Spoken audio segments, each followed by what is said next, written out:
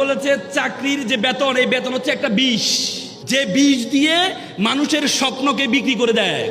তোমরা এক একজন এক একটা উদ্যোক্তা হও, তোমরা বড় ব্যবসায়ী হও। আলিবাবার প্রতিষ্ঠাতা জ্যাক মা একটা চমৎকার কথা বলেছেন। তিনি বলেছেন একটি বানরকে যদি বলা হয় একটি কলা দিয়ে আর $100 নোট দিয়ে তুমি কোনটা নিবে, বানরে কলাটি গ্রহণ করে নেয়। বানর কিনে না, $100 নোট নেয় না, কারণ বানর জানে না $100 দিয়ে শত শত কলা কিনা সম্ভব। তেমনি তরুণ প্রজন্মকে যদি বলে তুমি কি ব্যবসা করবা নাকি চাকরি করবা, তরুণ প্রজন্ম চাকরিটি গ্রহণ করে নেয়। তরুণ প্রজন্ম জানে না ব্যবসা দিয়ে শত শত মানুষকে চাকরি দেওয়া সম্ভব।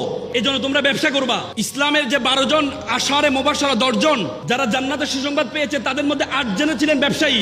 এবং আমরা সিন্দাবাদের গল্প শুনেছি, সিন্দাবাদ আরব থেকে আসতেন ব্যবসায়ীরা।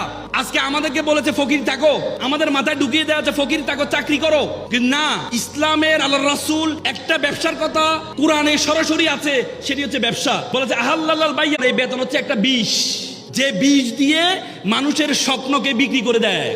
তোমরা এক একজন এক একটা উদ্যোক্তা হও, তোমরা বড় ব্যবসায়ী হও। আলিবাবার প্রতিষ্ঠাতা জ্যাক মা একটা চমৎকার কথা বলেছেন। তিনি বলেছেন একটি বানরকে যদি বলা হয় একটি কলা দিয়ে আর $100 নোট দিয়ে তুমি কোনটা নিবে, বানরে কলাটি গ্রহণ করে নেয়। বানর কিনে না, $100 নোট নেয় না, কারণ বানর জানে না $100 দিয়ে শত শত কলা কিনা সম্ভব। তেমনি তরুণ প্রজন্মকে যদি বলে তুমি কি ব্যবসা করবা নাকি চাকরি করবা, তরুণ প্রজন্ম চাকরিটি গ্রহণ করে নেয়। তরুণ প্রজন্ম জানে না ব্যবসা দিয়ে শত শত মানুষকে চাকরি দেওয়া সম্ভব।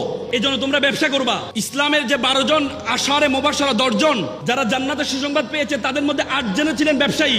এবং আমরা সিন্দাবাদের গল্প শুনেছি, সিন্দাবাদ আরব থেকে আসতেন ব্যবসায়ীরা। আজকে আমাদেরকে বলেছে ফকির থাকো, আমাদের মাথায় ঢুকিয়ে দেওয়া হচ্ছে ফকির থাকো, চাকরি করো। কিন্তু না, ইসলামের আল্লাহর রাসূল একটা ব্যবসার কথা কুরআনে সরাসরি আছে, সেটি হচ্ছে ব্যবসা। বলেছে আহাল্লাল বাইয়া ওয়া হাররামার রিবা।